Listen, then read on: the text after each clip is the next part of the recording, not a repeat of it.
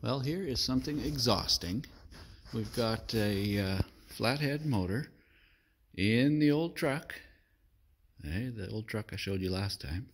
Engine's back in, ball bolted in and more or less in there. So, carrying on, I have to rebuild the carburetor still and other odds and ends. I've got some ignition stuff coming to give that a bit of an overhaul. But exhaust is what I got these today. So this is a kit from eBay, and I don't recall anymore the actual vendor, but if you just search Flathead Ford headers on eBay, these are one of the cheaper options that show up. So I just got these painted ones, these shorty center dump, whatever you want to call them. But I'm quite impressed actually for the money. These aren't super expensive, very affordable, and they look decently made. Nice welds.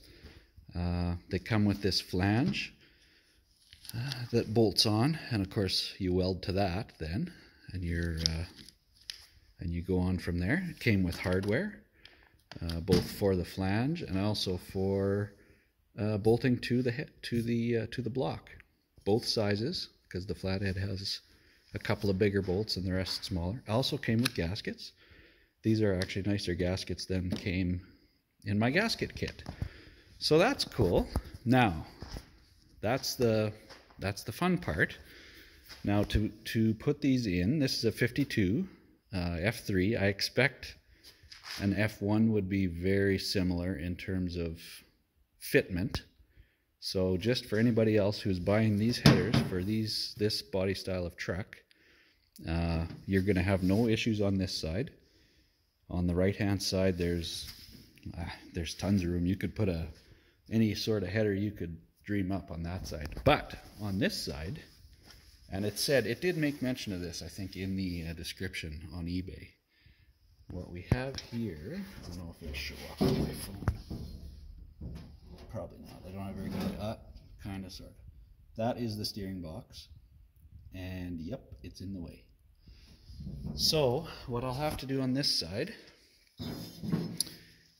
this back runner is going to contact the steering box right about there. So I will have to devise a way. I just have to dent it in to clearance it, which doesn't maybe ½ inch. Probably not even quite ½ an inch.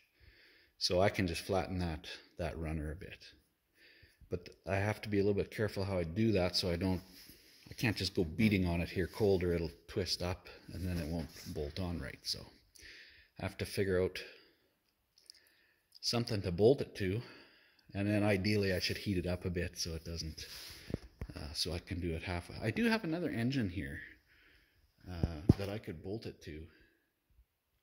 I might do that. If I bolt it to that engine, and when I hit it, with some heat, and if it's bolted flat, it should stay. And yeah, just have to clearance that. And in she goes. A couple little short pipes, mufflers, possibly. And yeah, one step closer. Fun stuff.